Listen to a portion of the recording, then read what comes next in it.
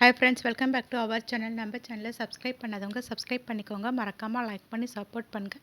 நாளைக்கான ப்ரோமோவில் என்ன நடக்குது பார்த்தீங்கன்னா, ரமேஷ் பேசுகிறதெல்லாம் கேட்டு இந்த ரம்யா செம்மையாக டென்ஷன் ஆகிட்ருப்பாங்க.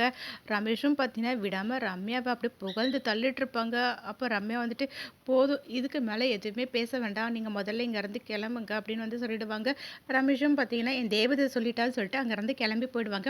நெக்ஸ்ட்டு பார்த்தீங்கன்னா திரும்பவும் ரம்யாவை பார்க்கறதுக்காக வீட்டுக்கு வருவாங்க. ரம்யா செம்ம டென்ஷன் ஆகிட்டு கன் எடுத்துகிட்டு அந்த ரமேஷோட நெஞ்சிலேயே வச்சுட்டு, இதுக்கு மேலே நீ இங்கே இருந்தால் நான் உன்னை என்ன பண்ணுவேனே தெரியாது, உன்னை சுட்டு தள்ளிடும், ஒழுங்கு மரியாதையே இங்கேருந்து போயிடியா அப்படின்வாங்க. அதை கேட்ட ரமேஷ் ரம்யாவை பார்த்துட்டு, நீ என்னை எங்கே வேணும்னாலும் சுட்டுக்கோ, ஆனால் இந்த இடத்துல மட்டும் சுடாது, ஏன்னா இங்கே நீ இருக்கிற தெரியுமா அப்படின்வாங்க. அதை கேட்ட ரம்யா செம்மையாக டென்ஷன் ஆகிட்டு, எங்கன்னா போய் செத்து தொலை, என் கண்ணு முன்னாடியே இருக்காது, உன்னை பார்க்க பார்க்க எனக்கு எரிச்சலாக இருக்குது, ஒழுங்காக இங்கேருந்து போயிடு அப்படின்னு சொல்லுவாங்க. ரமேஷும் பார்த்தீங்கன்னா ரம்யா வீட்டு மாடியில் போயிட்டு மொட்டை மாடியிலேருந்து நான் குதிக்கிறேன்னு சொல்லிட்டு அங்கேருந்து குதிக்கிறதுக்காக காலை தூக்கி போட்டுட்டு, ரம்யா நீ தானே என்னை எங்கன்னா போய் சாவுன்னு சொன்னேன், நான் எங்கேயும் போக மாட்டேன், உன் கண்ணு முன்னாடி உங்கள் வீட்டில் இருந்து தான் குதிக்க போகிறேன், நீ பார்த்து சந்தோஷப்படு அப்படின்னு சொல்லிட்டு மேலேருந்து குதிக்கிறதுக்காக காலெல்லாம் தூக்கி போட்டுட்ருப்பாங்க. அதை பார்த்தா ரம்யா டென்ஷன் ஆகிட்டு, ஏய் ஒழுங்காக வந்துரு, குதிக்காத இங்கேருந்து அப்படின்னு சொல்லிட்டு இருப்பாங்க. இப்படியே இந்த ப்ரோமோ எண்ட் ஆகும். நெக்ஸ்ட் எபிசோடில் என்ன நடக்கு தெரிஞ்சுக்க நம்ம சேனல் லைக் பண்ணுங்கள், ஷேர் பண்ணுங்கள், மறக்காமல் சப்ஸ்கிரைப் பண்ணிக்கோங்க. தேங்க்யூ.